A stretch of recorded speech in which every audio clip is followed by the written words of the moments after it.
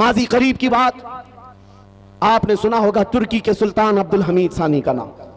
ऐसा खलीफा इस्लाम, ऐसा सुल्तान जिससे यूरोप कांपता था। पूरे अब्दुल हमीद की जिंदगी में एक टुकड़ा बैतुल मुकद्दस के इर्द गिर्द मांगने के लिए यहूदियों की नाक रगड़ गई। उस खलीफा इस्लाम ने 1 इंच जमीन भी उनको नहीं दी थी। आपको पता है उसकी जिंदगी में कितने मंसूबे बनाए गए थे उन्हें कत्ल करने के, उनको खत्म करने के। खिलाफत उस्मानिया को तोड़ने के लिए मशरिक और मगरिब एक हो गए। लेकिन जानते हो वो रौब और दबदबा ऐसा था अब्दुल हमीद का, ऐसा था। फ्रांस ने एक मरतबा हुजूर की गुस्ताखी पर मबनी फिल्म रिलीज करने का मंसूबा बनाया। एक फिल्म बनाना था। जैसे ही सुल्तान अब्दुल हमीद को यह खबर मिली, पैगाम सिर्फ इतना भेजा कि अरे फ्रांस के लोगों बाज आ जाओ, नबी पाक से हमारा ऐसा रूह का रिश्ता है, ऐसा ईमान का रिश्ता है कि हम में से कोई मुसलमान इस चीज को बर्दाश्त नहीं करेगा। अगर तुम इस फिल्म के रिलीज करने से बाज नहीं आओगे, खलीफा इस्लाम अब्दुल हमीद सानी ने कहा था, पूरी दुनिया को लाकर मैं तुम्हारे सर पर फोड़ दूंगा। और ऐसा खौफ था, ऐसा डर था। फ्रांस ने उस वक्त जो अपना मंसूबा बंद किया तो आज तक वो फिल्म नहीं रिलीज कर सका। ये 150 साल पहले की बात कर रहा हूं। उस वक्त की ये यूरोपीय ताकतें खौफ खाती थी, थर्राती थी अब्दुल हमीद से। किस वजह से? अब्दुल हमीद की फौज बहुत बड़ी थी, अब्दुल हमीद का जहन बहुत बड़ा था। नहीं, अब्दुल हमीद का इश्क रसूल कमाल का था। क्या बात है, क्या बात, इश्क रसूल कमाल का था। मदीने तैयबा से जब उन्होंने ट्रेन चालू की थी इस्तांबुल तक के लिए, जब इंजन को चलाया तो इंजन आवाज करने लगा। अब्दुल हमीद ने कोड़ा मारा, शहर रसूल में इतनी बुलंद आवाज। अब्दुल हमीद को वो भी पसंद नहीं था। वो नबी पाक के शहर की हुर्मत और इज्जत रखने वाला। मैंने जितनी मिसालें दी हैं याद रखो, उमर इब्ने खत्ताब की, खालिद इब्ने वलीद की, सलाहुद्दीन अय्यूबी की और खलीफा अब्दुल हमीद की, ये वो मिसालें मैं तुम्हारे सामने रख रहा हूं जो सबके पास अगर कोई दौलत थी तो इश्क रसूल की दौलत, जिससे उन्होंने पूरी दुनिया को ज़ेर कर दिया था और सबके सामने अपनी ताकत का लोहा मनवा लिया था। उस अब्दुल हमीद के बारे में जानते हो, जिसने इश्क रसूल में ऐसा भरा हुआ सीना अपने पास रखा था। उसके जमाने का एक गरीब आदमी, तारीख में बताया गया है, मुफलिस था, काजी ने उसको जेल सुना दिया था, इसलिए कि कई लोगों से वो कर्जा लिया था और कर्जा नहीं दे पाता था। कर्ज खाहों ने काजी के पास मुकदमा किया, ये गरीब आदमी हम सबसे कर्जा लेता है, वापस नहीं करता है। काजी ने 3 दिन का टाइम दिया, कर्जे वापस कर दे नहीं तो जेल में डाल दूंगा। वो रोता हुआ अपने घर जा रहा था, एक बुजुर्ग मिले, कहा तेरे मसले का हल ये है कि हुजूर की बारगाह में रो रो करके बयान कर, कुछ ना कुछ मदद आएगी, कुछ ना कुछ मदद आएगी। रात को गया वो रोता हुआ, बारगाह मुस्तफा में फरियाद करता हुआ सो गया।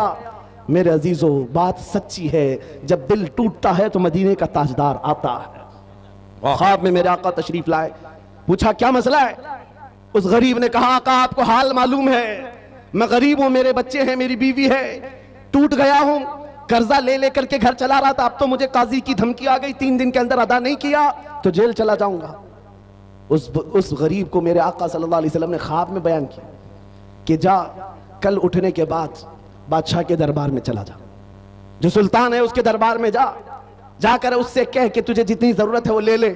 उस गरीब ने कहा, सुल्तान तक हमारी पहुंच कहां है, कैसे जाऊंगा, और अगर जाकर कह भी दूं कि आपने भेजा है वो कैसे यकीन करेगा।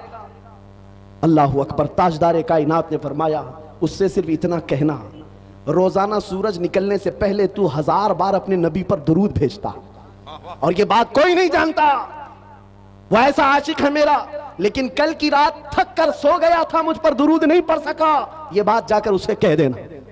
सुबह वो गरीब उठा और जाकर के सुल्तान इस्लाम के पास कहता है, मुझे अल्लाह के नबी ने भेजा है। सुल्तान इस्लाम ने पूछा कि क्यों कह रहा है अल्लाह के नबी ने भेजा?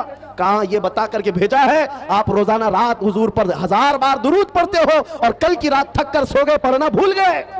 सुल्तान अपनी कुर्सी से खड़ा हो गया, कहा ये बात तो मेरी बीवी को भी नहीं मालूम, ये राज था, और अगर तुझे मालूम है तो यकीनन मेरे मुस्तफा की बशारत आई है। आज तो मेरे वारे नियारे हैं, खजाने सब खुले हैं, जितना माल चाहे ले जा, इसलिए कि यकीन वो आ गया है, हम यहां से पुकारे वो वहां से सुने। मुस्तफा की समाअत पे लाखों सलाम। वो नबी जो सुनते हैं, सुन करके फरियाद को पहुंचते हैं। उस गरीब ने जितनी जरूरत थी वो माल ले लिया और अदालत में आकर के काजी से कहा, काजी साहब उन कर्ज खाओं को बुला लीजिए, मैं अपना कर्जा अदा करता हूं, मुझे सुल्तान की तरफ से ये इनाम मिला है।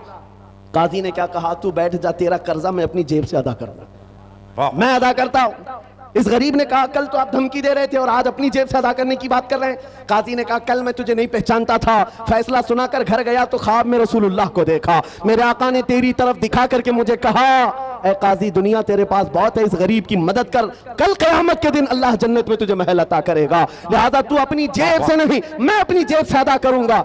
जितने कर्ज ख्वाब बैठे थे उन्होंने ये माजरा देखा, खड़े हो गए, कहा काजी साहब ना आप अदा करेंगे ना वो अदा करेगा, और भी कर्जा चाहे तो हम और देंगे, इसलिए कि इसकी हैसियत हुजूर की बारगाह में इतनी हमें मालूम नहीं था।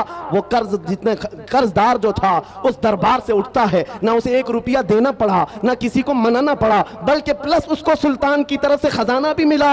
वहां दरबार से निकला और झूमता हुआ कहने लगा इतना दिया सरकार ने मुझको जितनी मेरी औकात नहीं, ये तो उनका कर्म है, वरना मुझ में तो ऐसी बात नहीं। मेरे करीम से अगर कतरा किसी ने मांगा दरिया बहा दिए हैं, दुर्बे बहा दिए हैं। इस वाक़े को मैंने सिर्फ इसलिए आपके सामने बयान किया। वो सुल्तान कौन था जिसका 1000 बार का दुरूद रोजाना का मामूल था? वो खलीफा अब्दुल हमीद सानी था।